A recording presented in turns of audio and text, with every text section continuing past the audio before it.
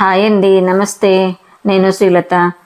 బయటికి వెళ్ళిన రోజు అండి, సాయంత్రం పూట ఒక రోజు బయటికి వెళ్తుంటే అక్కడ రోడ్ సైడ్ జాడీలు, విసురౌతులు, తిరగళ్ళు అన్నీ ఉన్నాయండి. రోళ్ళు అలా అన్నీ ఉన్నాయి.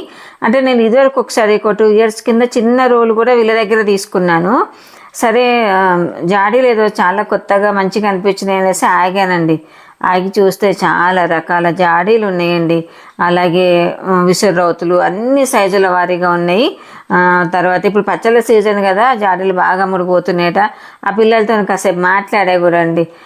రాతి పని అంతా కూడా రోళ్ళు విసురౌతులు అన్నీ కూడా వాళ్ళ పేరెంట్స్, వాళ్ళ ఇంట్లో వాళ్ళందరూ రాళ్ళని అలా చెక్కి చేసి పంపిస్తుంటే ఇక్కడ వీళ్ళు పెట్టుకొని సేల్ చేస్తుంటారట. రేటు కూడా చాలా రీజనబుల్గా ఉందండి. నేను హైదరాబాద్లో కూడా చూశానండి ఈ రోళ్ళు. అవి అడిగా అక్కడ రేట్లు కూడా అక్కడికి ఇక్కడికి చాలా డిఫరెన్స్ అనిపించిందండి. రీజనబుల్ ఉంది. ఆ పిల్లలు కూడా చాలా ఓపిక్గా మాట్లాడుతున్నారు. మనకు ఒకవేళ అవసరం ఉన్న రేటుకి అడిగితే వాళ్ళకు పడితే ఇస్తున్నారు, లేకపోతే చికాకు పడట్లేదండి. చాలా హ్యాపీగానే వాళ్ళు బిజినెస్ చేసుకుంటున్నారు. చిన్న పిల్లలండి, ఇద్దరు కూడా చక్కగా బిజినెస్ చేస్తున్నారండి. పెద్దవాళ్ళు ఇంట్లో తయారు చేసి పంపిస్తే వీళ్ళు చేసుకుంటారు. ఇది ఎక్కడ అంటే మనకు హన్మకొండ, వరంగల్ వాళ్ళకైతే తెలుస్తుందండి. అది రోహిణి హాస్పిటల్కి అపోజిట్లోనండి.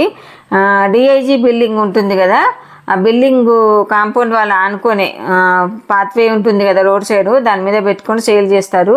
దాదాపు వీళ్ళు ఇప్పుడు చాలా ఇయర్స్ నుంచి అక్కడ 2-3 years నుంచి అక్కడ పెట్టి అమ్ముకుంటున్నారు. చాలా చక్కటి బిజినెస్ టెక్నిక్స్ ఉన్నాయండి అమ్మాయిల దగ్గర.